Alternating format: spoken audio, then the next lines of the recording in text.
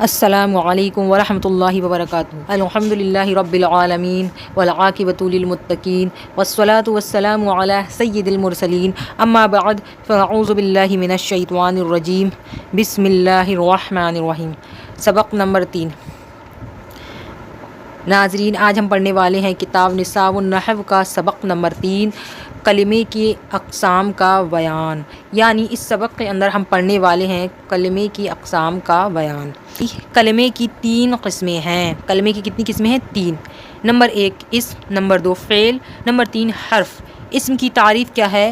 تو اسم کا لغوی معنی ہوتا ہے بلندی یا نشانی، اور اصطلاح میں اس سے مراد وہ کلمہ ہے جو دوسرے کلمے سے ملے بغیر اپنے معنی پر دلالت کرے اور تینوں زمانوں میں سے کوئی زمانہ بھی اس میں نہ پایا جائے، جیسے البصرۃ، الپاکستان۔ یعنی لغوی معنی تو ہے بلندی یا نشانی، لیکن اصطلاح کے اندر کیا کہتے ہیں؟ تو وہ کلمہ ہے جو اپنے معنی پر خود دلالت کرے، اسے یعنی دوسرے کلمہ کا جو محتاج نہ ہو، اپنے معنی پر خود دلالت کرے اور اس میں کوئی زمانہ بھی نہ پایا جائے، تو اسے اسم کہتے ہیں۔ جیسے البصرۃ بصرہ، پاکستان، الپاکستان کیا ہوگا؟ پاکستان۔ تو یہ اپنے معنی پر خود دلالت کرتا ہے، اسے کسی کے ساتھ ملنے کی ضرورت نہیں ہے اور یہ کسی کا محتاج نہیں ہے، اور نہ ہی اس میں کوئی زمانہ پایا جا رہا ہے۔ فعل کی تعریف، فعل کا لغوی معنی ہے کام کرنا، اور اصطلاح میں اس سے مراد وہ کلمہ ہے جو دوسرے کلمے سے ملے بغیر اپنے معنی پر دلالت کرے اور تینوں زمانوں میں سے کوئی زمانہ بھی اس میں پایا جائے، جیسے سرت، میں نے سیر کی، یا میں چلا۔ اب لغوی معنی تو ہو گیا کام، اور اصطلاح میں کیا ہے؟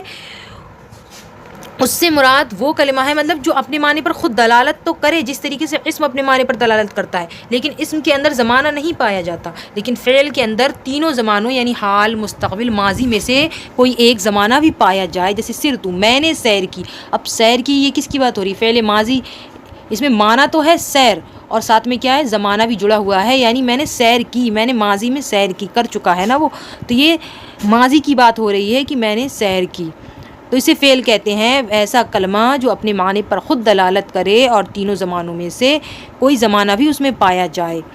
حرف کی تعریف، حرف کا لغوی معنی طرف ہے، اور اصطلاح میں اس سے مراد وہ کلمہ جو دوسرے کلمے سے ملے بغیر اپنے معنی پر دلالت نہ کرے، جیسے من اور الا۔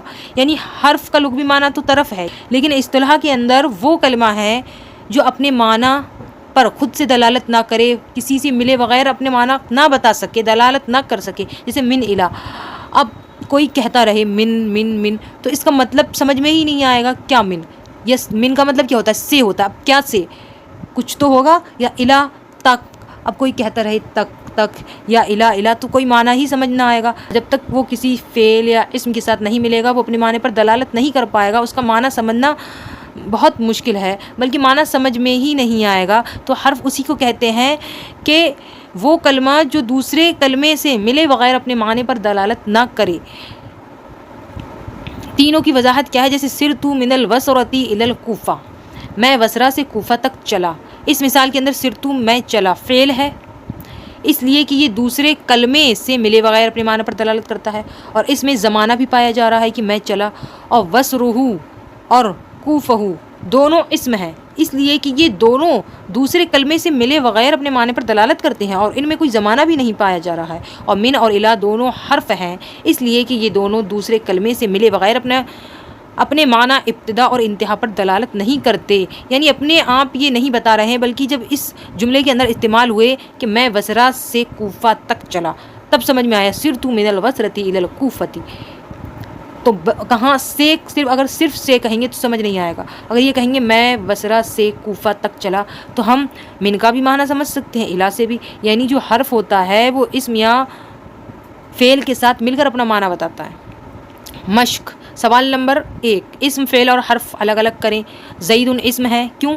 اس کے آخر میں تنوین ہے، نام ہے، اپنے معنی پر خود دلالت کر رہا ہے۔ انشاءاللہ اگلے سبق کے اندر ہم علامات اسم اور علامات فعل اور حرف وغیرہ پڑھیں گے، لیکن اس سے پہلے ابھی ہم نے جو پڑھا ہے نا اسی پر غور کرنا ہے کہ جو اپنے معنی پر خود دلالت کرے، زمانہ نہ پایا جائے، اسے اسم کہتے ہیں، اور جو اپنے معنی پر خود دلالت کرے، زمانہ بھی پایا جائے، اسے فعل کہتے ہیں، اور جو کسی کلمے سے ملے بغیر اپنے معنی پر دلالت نہ کرے اسے حرف کہتے ہیں۔ تو زید اپنے معنی پر خود دلالت کرتا ہے تو کیا ہے؟ اسم ہے۔ انسان یہ بھی اپنے معنی پر خود دلالت کرتا ہے اور زمانہ نہیں پایا جا رہا تو کیا ہے؟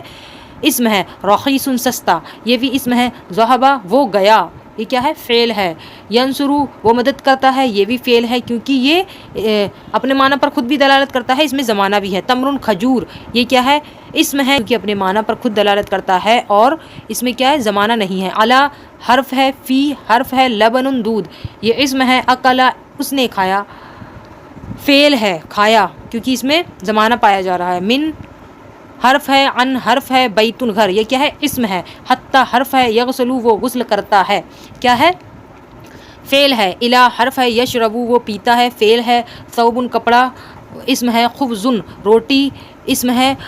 درسن سبق اسم ہے۔ سوال نمبر 2، درجہ ذیل جملوں میں سے اسم فعل اور حرف الگ کریں، یعنی یہ جملے دیے ہوئے ہیں ان سے اسم فعل حرف الگ کرنا ہے۔ ذهب زید الی المسجد زید مسجد کی طرف گیا، ذهب فعل کیونکہ جانے کی بات ہو رہی ہے، زید اسم الی حرف مسجد اسم یعنی ذهب فعل ہے، اس میں زمانہ پایا جا رہا ہے، زید اسم ہے، الی حرف ہے، مسجد کیا ہے؟ اسم ہے، اپنے معنی پر خود دلالت کرتا ہے۔ زید یاکل الخبز زید روٹی کھاتا ہے، زید روٹی کھاتا ہے، زید اسم ہے، یاکل فعل ہے اور خبز کیا ہے؟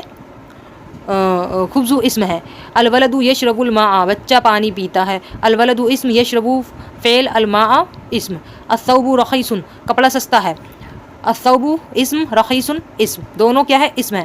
ذهب الاستاذ الی المسجد استاد مسجد کی طرف گیا، ذهب فعل ہے، جانے کی بات ہو رہی ہے، زمانہ پایا جا رہا ہے، استاذ اسم ہے، الی حرف ہے، مسجدی اسم ہے۔ جلس الامام فی المسجد امام مسجد میں بیٹھا، جلس فعل ہے، امام اسم ہے، فی حرف ہے، المسجدی کیا ہے؟ اسم ہے۔ تو یہ تھا آج کا سبق۔ ویڈیو اگر پسند آئی ہو تو لائک کریں، شیئر کریں، ہمارے چینل کو سبسکرائب کریں اور بیل آئیکن کو پریس کریں، اور اگر کچھ سمجھ میں نہ آیا ہو تو کمنٹس کے ذریعے سوالات کیے جا سکتے ہیں، اگر کچھ غلطی ہو تو اصلاح کریں۔ اللہ رب محمد صلی اللہ علیہ وسلم، نحن وعد محمد صلی اللہ علیہ وسلم۔